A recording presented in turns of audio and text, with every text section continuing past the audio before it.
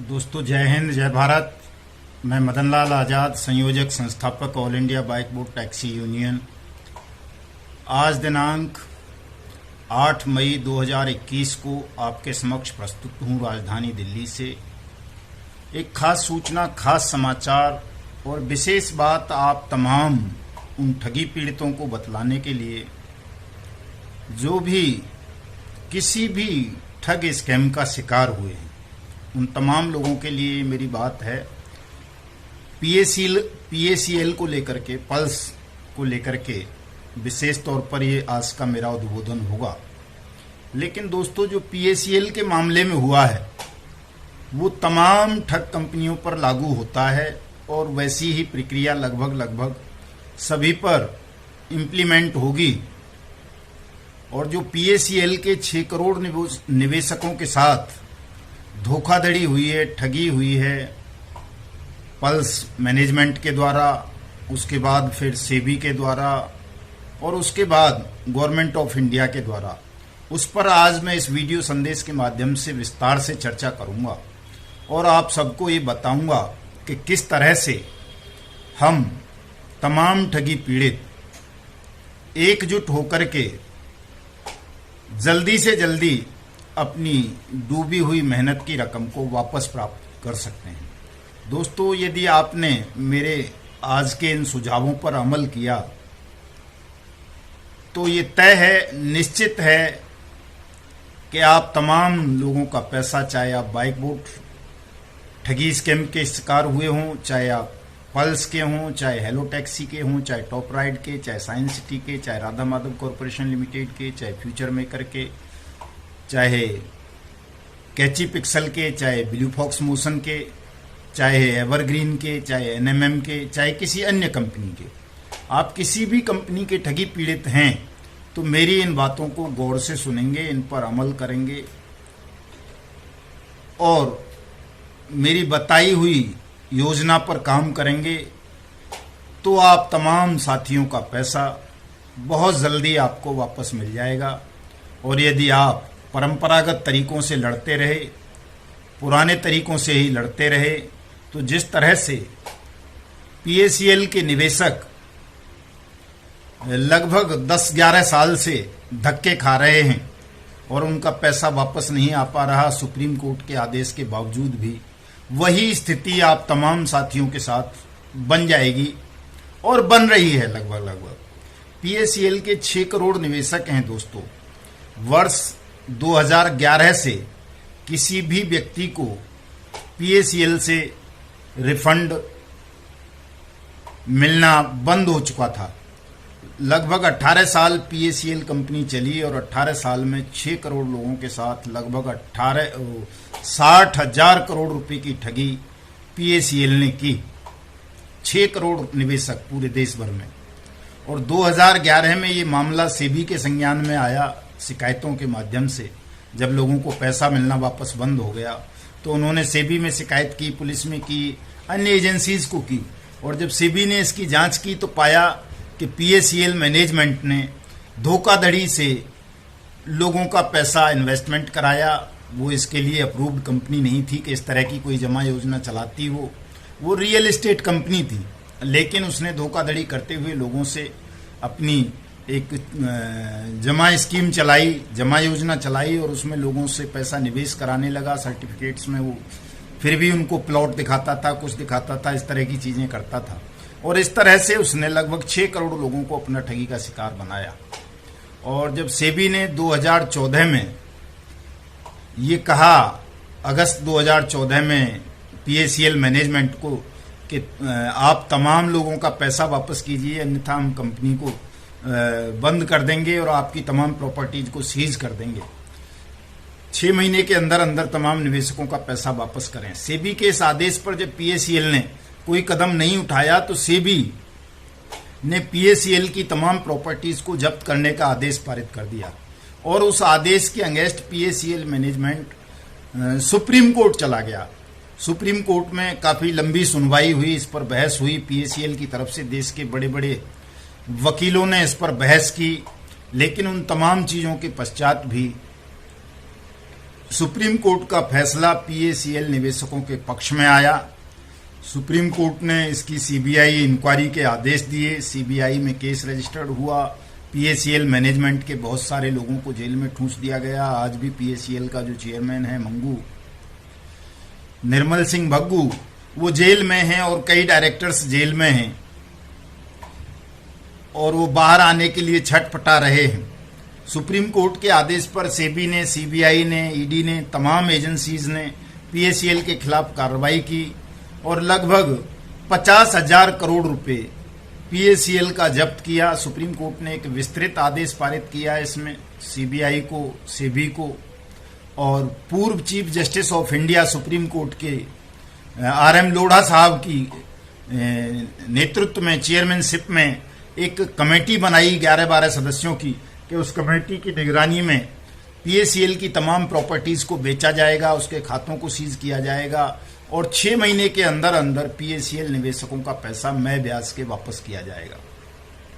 दोस्तों, ये 2 फरवरी 2016 का आदेश है सुप्रीम कोर्ट का पीएसीएल के संदर्भ में, लेकिन आज 5 साल हो गए, 5 साल से भी ज्यादा समय हो गया।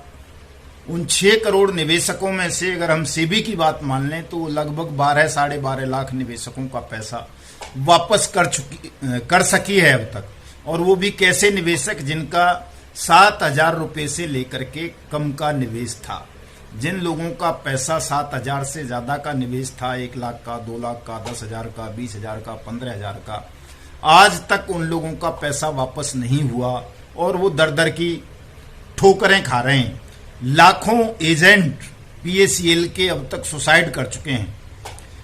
हजारों एजेंट्स के खिलाफ मुकदमे दर्ज हुए, बेचारे जेलों में सड़ रहे हैं। या लाखों एजेंट्स अपने घरों में नहीं जा सकते वापस लोगों के भय के कारण। मेरे अपने गांव के कम से कम 50% गांव की आबादी का पैसा पीएसीएल में निवेश था। बहुत सारे लोग मेरे गांव में भी दरबदर हैं, घरों से बेघर हैं। तो इस विषय पर पीएसीएल ने क्या किया, कैसे किया, पीएसीएल के निवेशकों की क्या पीड़ा है, वो मैं अच्छी तरह से समझता हूं, जानता हूं।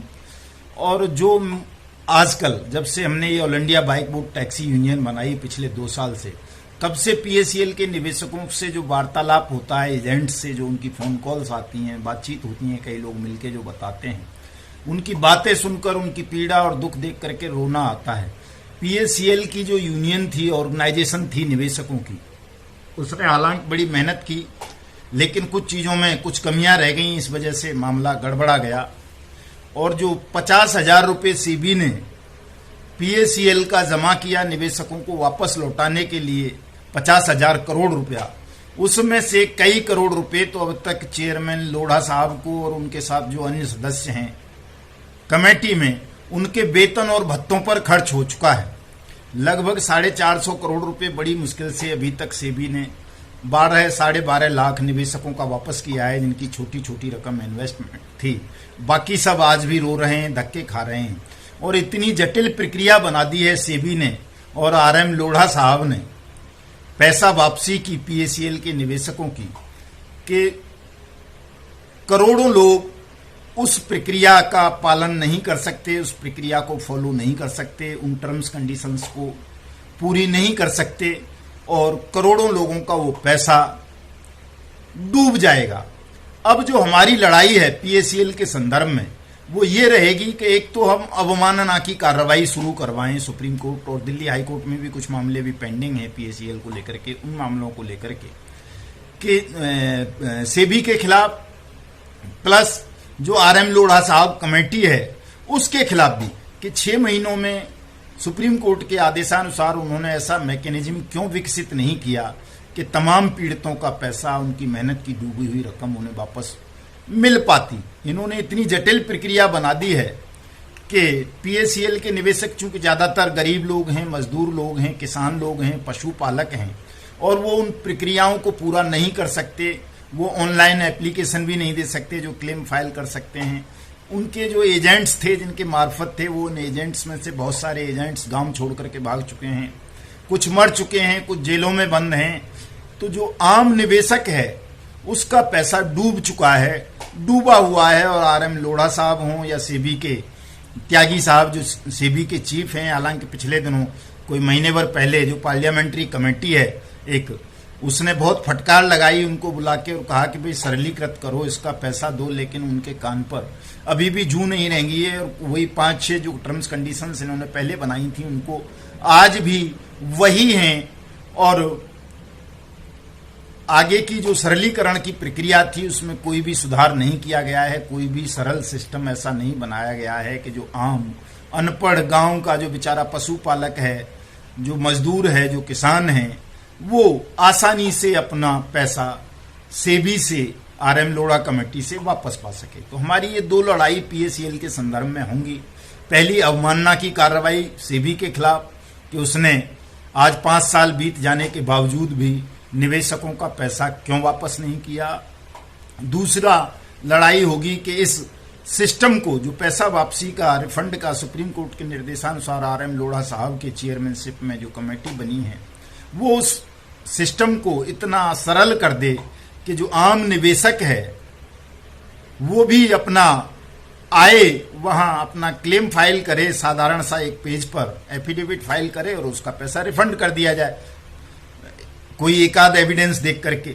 ये नहीं है कि आप बहुत सारे एविडेंस लें, इतने एविडेंस कहां से जुटाएगा आदमी, इतनी जटिल प्रक्रिया को कैसे फॉलो करेगा। तो ये 2 ही लड़ाई है पीएसीएल की, जो हम 10 जून 2021 से आरंभ करने जा रहे हैं।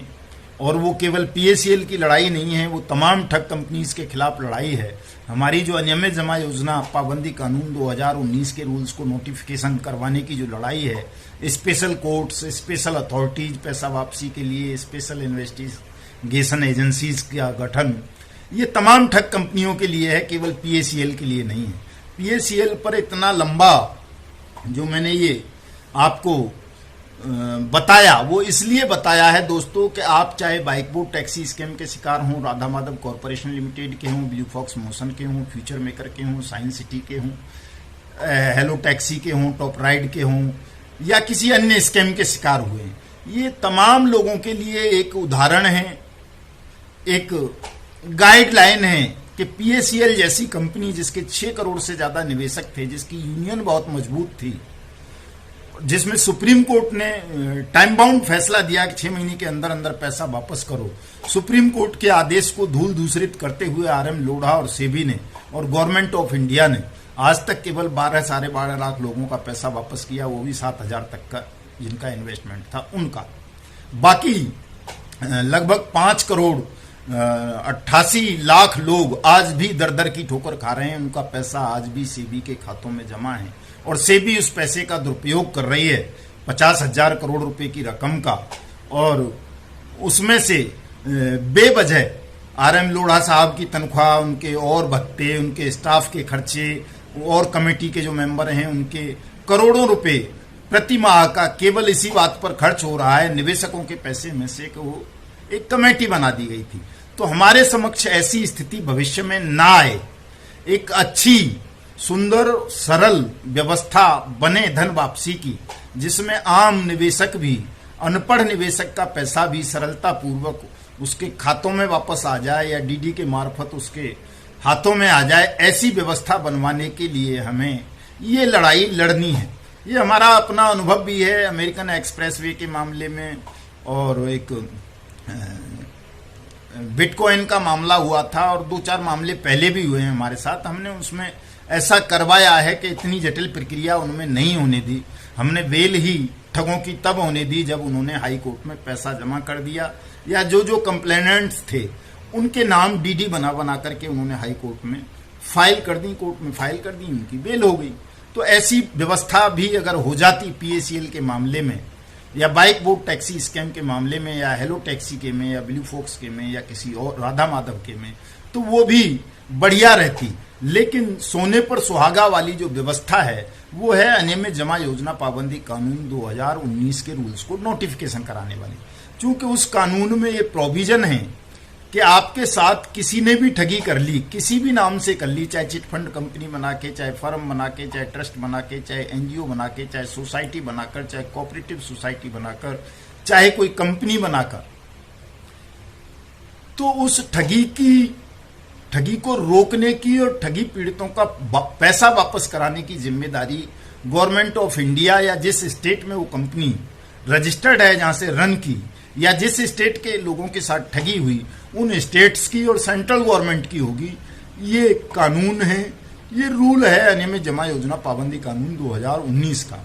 और केवल इतना ही नहीं, ये भी रूल है कि स्पेशल कोर्ट होगा, स्पीडी ट्रायल होगा, स्पेशल अथॉरिटी होगी और अधिकतम 180 वर्किंग डेज के अंदर अंदर सरकारी एजेंसी ठगी पीड़ितों का पैसा वापस करेगी अनियमित जमा योजना पाबंदी कानून 2019 के तहत। ये कानून पार्लियामेंट ने पारित किया 2019 जुलाई में।